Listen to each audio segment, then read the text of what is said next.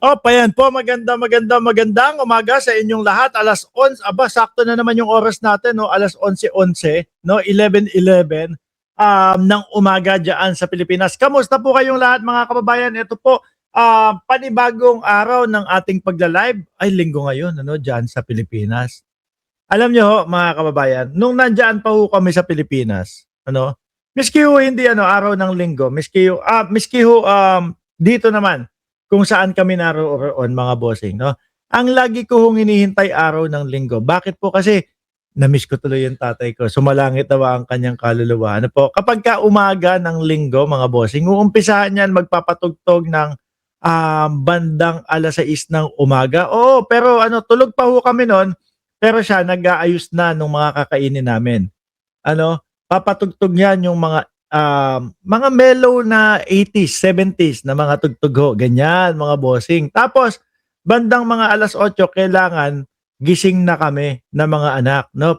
Mga anak, ayan, medyo upbeat na yung mga 90s, mga bossing. Sabi ni Shiro Kansaki, condolence, Idol Mark. Hindi, yung tatay ko naman siguro, may ilang taon na din pong namayapa, mga kababayan. Nare-reminisce ko lang yung linggo namin. Tapos bandang 11:30 o 11:00, ayan na, mag-uumpisa na kaming maghapunan yan, mga bossing. Masarap yung pagkain. Normally, it's either mga tinola, yung ulam, sinigang na baka, ganyan ho, mga kababayan, pag linggo. Ngayon, ang tanong ko sa inyo, ano ang ulam ninyo ngayong linggo ng ano ang pananghalian nyo ngayong linggo? Marami dito siguro, nilagang baka, o di ba? Sinigang na baka, sinigang na baboy, ayan, ganyan di ba? Meron diyan for sure. Pritong tilapia, tapos merong mga gulay sa gilid. Naku, sarap. Anyway, mga boss Chipamo, sir, ano, tuloy na natin ito at pag-usapan na natin itong mga ating mga topic tungkol sa politikal. Pero bago po mag-umpisa, lahat-lahat, mga bossing, diyan sa ilalim ng comment section, makikita nyo po yung like button, nakaganon ho, ano. Pindutin nyo lang po yan, tapos i-komento ninyo kung pang ilan ang inyong like upang sa ganon madaanan natin ng shoutout ang inyong mga pangalan diyan sa comment section. Sabi ni Ma'am Leslyn Vlog, tinolang manok po with papaya and sili. Paborito ko yan. Ano? Sabi naman ni Tony Perez, nilagang paa ng baboy at pakbet. O, tingnan nyo. Di ba talagang masasarap ang ulam pag linggo ho, mga kababayan adobong atay with ginisang beans. Sabi ni Ma'am Marge ng Ceresa Force. O, di ba masasarap yung ulam. At syempre, mga kababayan, umpisahan na po natin ito. Ronald Dizon, pang 86 ang kanyang like. Ma'am Delia Rosario, Minda Valdez, Ronald Dizon, BG Badjola, Archie Beroya, sinigang na baboy here, Eldwin, Watay. Oh, masasarap. Rainy ngayon sa Hong Kong. Naku, pag rainy, masarap yung mga higupin po, yung mga ulam. Anyway, mga kababayan, umpisahan na po natin ito. Sir Ligo Braga, Albing Sulit, Tommy ng Ceresa Force, Alaga at Mimi Taiwan, pag uwi ko ng Pilipinas, yan ang mga kakainin ko. Si Gloria Ramos, pangmamahalin po yung ulam nila. Lengua Estopado. O, game mo. Kanina pa ako game ng game kasi yung mga ulam nyo sasarap O, game. Umpisahan muna natin ito, mga kababayan, dito po kay Alan Peter Cayetano versus Senador Panfilo Lacson po, mga kababayan. Nagkakalabasan na ng mga ebidensya, nagkakalabasan na kung ilang porsyento ang naging kickback doon po sa mga project doon sa Taguig, mga boss Chipamo, sir. Pero umpisahan muna natin dito sa interview po kay Senador Panfilo Lacson, mga boss. O, game. Sir, mukhang umabot na sa point of no return yung yung kiskisan ninyo with Senator Alan. Totoo naman mga kababayan. Siguro ang akala dito ni Alan Peter Cayetano hindi po bang pangsindak lang dito kay dito kay Ping Lacson. Soya na yun. Sindakin lang natin si Senador Panfilo Lacson para matakot sa atin. Alam niyo po, mga kababayan, dati pa lang po, ang nakikita kong estilo na po talaga ng mga DDS o yung mga nasa grupo, kampo ng dating Pangulong Duterte, panindak lang po. Miski yung mga anak, di ho ba mga kababayan, tignan nyo si Baste Duterte, ang hilig pong manindak, ang hilig magsabi ng pag binugbog ko o bubugbugin ko si General Torre, pag nagkasalubong kami ng mata o pagka nagkasalubong kami ni General Torre, sasampalin ko yan dahil pangarap daw niya makasampal ng general. Pero nagagawa po ba? Wala naman. Pero kapag kayong tipo bang pinalagaan, niresbakan, binalikan sila at nag-yes o umoo doon sa mga hamon nila, wala naman po eh. 'Di ba nauna nung binanata ni Alan Peter Cayetano si Senador Panfilo Lacson at nagsabi na 2 beses tumaas yung kayamanan daw po o yung salin ni Senador Panfilo Lacson. Gumanon si Cayetano. Siyempre, ang impresyon po ng mamamayang Pilipino na hindi mga nag-iisip, kagaya ng mga DDS, naku, magnanakaw si Lacson. Di ba? Kasi ganyan ho yung gustong iparating mga kababayan ni Alan Peter Cayetano. Kaso po, mga bossing, si Senador Lacson sumagot pa. Ano sabi kay Cayetano? Hindi lang dumoble. Nag-4 na doble pa yung pera. Kaya naman pong ipaliwanag ni Lacson na yung pong kanyang kinikita ay galing doon sa real estate, mga bossing. Kumbaga, parehas nung sa mga bilyar ho, mga kababayan. Wasto, ayos. Di ba? Kaya ngayon, ang naiipit po, mga bossing, wala pong iba, kundi po si Petra. Si Alan Peter Cayetano, mga kababayan. Siya ngayon, yung kinakabahan at natatakot po. Kung maalala nyo, nung isang araw, sa post ni Senador Panfilo Lacson, ang sabi niya ay, merong gustong mag-ceasefire. Ma'am Chris Rose, wag po natin kalimutang mag-like, sabi ni Madam Chris Rose. Salamat po. No? Merong sinasabi, humihingi ng ceasefire. No? Etong si Alan Peter Cayetano, mukhang wala pong plano na ihinto at kumbaga walang plano na tapusin ito pong pagsisiwalat kay Alan Peter Cayetano, mga boss. Di ba? Ceasefire my foot. Yun ang sabi ni Senador Panfilo Lacson po. Biruin mo, pabulong pa daw na humihingi ng ceasefire. Alam nyo, mga kababayan, kapag kaganyan, no? Kunyari, binanatan mo ang isang tao. Kapag ka ang isang tao binanatan mo, kapag ka kumpleto ebidensya at alam niya na guilty siya, mga bossing, alam niyo sasabihin yan. Ayusin na lang natin ito. Huwag na nating palakihin ito. Kumbaga, sa madaling salita, ceasefire na lang tayo. Ganyan.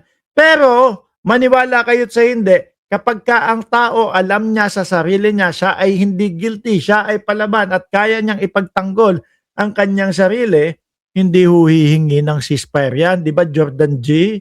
Itutuloy-tuloy niyan ang laban. Di ba? Hindi ho yan yuyuko at tapos sasabihin, tigil na lang natin to, wag na natin palakihin. Papalag at papalag yan. Pero sa kampo yata ni Alan Peter Cayetano, yumuyuko, mga kababayan. Siguro natatakot na masiwalat, malaman ng mamamayang Pilipino kung ano yung mga naging proyekto niya sa DPWH doon po sa Taguig. Di ba? Tuloy ho natin ito, mga kababayan, mga boss chief amo, sir. Game. Well, it has gone beyond that, kasi ito, usapin na ito ng corruption Diyan pa naman po talagang ayaw hihinto ni Senador Panfilo Lacson. Sabi ni Bernie Manuel, simula nang masipa bilang SP si Boy Caldero, ayun, araw-araw na puro ngaw-ngaw sa FB Live ang ginagawa, tapos itatanggi na hindi siya dumadakdak. Kaya nga daw po siya ang inuna kasi maingay daw, mga kababayan. Kaya daw siya yung napansin talaga at nadidiinan, maingay daw kasi, mga boss chief mo, sir. Sabi ni Ronald Dizon, nagkamali ng kinalaban si Petra. Correct. Kasi si Erwin Tulfo lang yung unang binabanatan niya eh.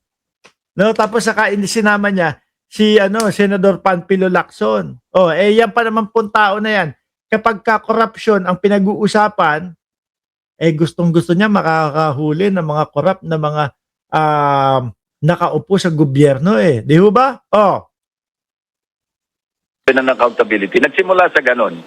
Dahil nung nag-insinuate siya, inattack niya yung aking integrity, yun ang hindi ko talaga mapalampas. Alam mo, Ed, Ami, dalawa yun eh. Pagka ang inattack mo guilty, ano yun eh?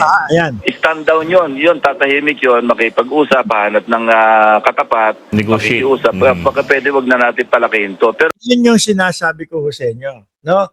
Base din kay Senador Panfilo Lacson, kapag ka, dalawa lang yan, kapag ka meron kang kinatapat, binardagol. Kapag ka alam niya, kaya niyang labanan o ilaban yung sarili niya, babanat at re-rest back yan sa iyo. Tatayo yan, titindig yan, makikipagbardagulan din sa yan.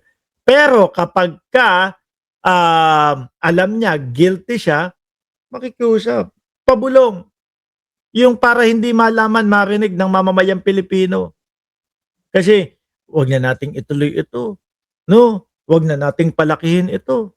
Okay na. Ganyan. Peace na lang tayo. Pero hindi ho yata papayag talaga si Senador Panfilo Lacson. pag inosente, yung inattack mo, tulad ako, I will stand my ground and I will fight back. At kung yun ang babato sa akin, malinis, wala akong may babato sa kanya. Pero kung anong babato sa akin, maraming putik, maraming kasalanan din, humanda siya. Totoo yan. Sabi din ni Marilu Gallego, hindi alam ni Matet. Sino Matet? Si Peter? No, hindi alam ni Matet magaling mag-imbestiga si Senator Ping. Alam nyo mga kababayan, tama kayo. No? Humahanga ako lalo na sa kampo, doon sa team ni Ping Lacson mag-imbestiga. Bakit po mga kababayan? Nung panahon po ng paumpisa pa lang po tayo dito, sa mga flood control, paumpisa pa lang po natin malaman yung about sa mga diskaya.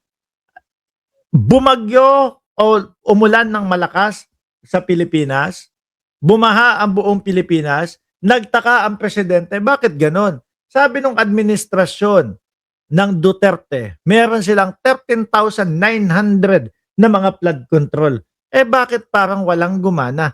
Bakit parang lubog sa baha ang Pilipinas? Napagtanto siguro ng presidente, sandali lang, paimbestigahan kaya natin itong lahat ng ito. Alamin natin kung sino yung mga gumawa ng mga flood control. Tingnan natin kung talagang ginawa nila ng maayos at hindi substandard. At doon na nga po, pinakita sa atin ng ating presidente yung mga 15 na pangalan po nung mga kontraktor na madalas nabibigyan ng mga malalaking proyekto pagdating po sa flood control. Diba? Nailatag. At diyan na nga po, nagsanga-sanga yung mapangalanan si Jinggoy Estrada na idinidepensa naman ni Rodante Marcoleta na kesyo daw po safe daw si Boss Jinggoy. Hindi naman daw, sabi ni Bryce Hernandez. Tapos, yung kampo naman po ni Senador Panfilo Lacson, mga bossing, ay iyon. Ibang klase gumalaw kumilos. Talagang mismong pinuntahan po nila yun pong mga lugar na nakatala na mayroong ginawang mga project na mga flood control at iba pang mga proyekto para hindi lumala ang baha sa Pilipinas. Pinupuntahan at doon nila na pagtatanto, nakikita ho nila na talagang walang tumindig na mga proyekto sa mga lugar na sinasabing merong mga flood control project. Yung iba, hindi pa nga nauumpisahan. Ganyan ho talaga mag-imbestiga yung kampo ni Senador Panfilo Lacson. Kaya ho, eto si Alan Peter Cayetano, delikado ho ito. Delikado ho ito mga kababayan. Panigurado po. Alam ko may nakita na ako ibinalita No? Ayan, dyan sa Team MR, ipapasa lang nila yan dyan sa aming group chat. Makikita yung mga flood control, mga project na talagang pinapakita isa-isa yung picture, no, ng kampo ni Senador Panfilo Lacson. Mamaya lang uungkatin natin yan. Tuloy lang natin ito. Talaga hindi ko siya titigilan. Kasi ready talaga ako makipag-bardagulan pagdating sa mga anomalya.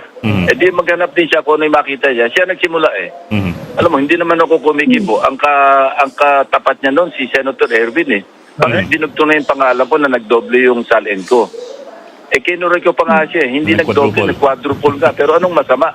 Kung umalis ako sa gobyerno ng 2022, tapos yung taxable years ko nga na 2023 and 2024, na ipinal ko ng 2024 at saka 2025, talagang sapat yun na nagko-commensurate doon sa aking dineclare na kinita. Kasi ayoko mandaya sa BIR. Sinasabi ko nga, may mga nag-advise nga sa akin, wag, dayang naman kasi 10.5 million yung binayaran ko ng para sa Yung 10.5 million na binabayaran o babayaran sa BIR ni Senador Panfilo Lacson, maliit na lang po yun doon sa negosyo niya. Bakit pa niya pasasakitin niyang ulo? Malamang po kung sinagot kung sinunod ni Senador Panfilo Lacson na wag nang bayaran ng ayos o tama yung 10.5 million na yun, malamang yun yung posibleng mahugot ni Alan Peter Cayetano na ipanlaban sa kanya. Napakagandang desisyon po ng ginawa ni Senator Ping Lacson. Talaga namang, maliit lang yan. Bakit ko pa dadayain? Diba? Total naman, totoong kumita naman talaga ako. NAP San Jose, more power, Boss Mark, from Cerritos, California. Yun po yung ginagawa niya. Kaya siguro mga kababayan, etong si Alan Peter Cayetano, kamot ulo po ngayon.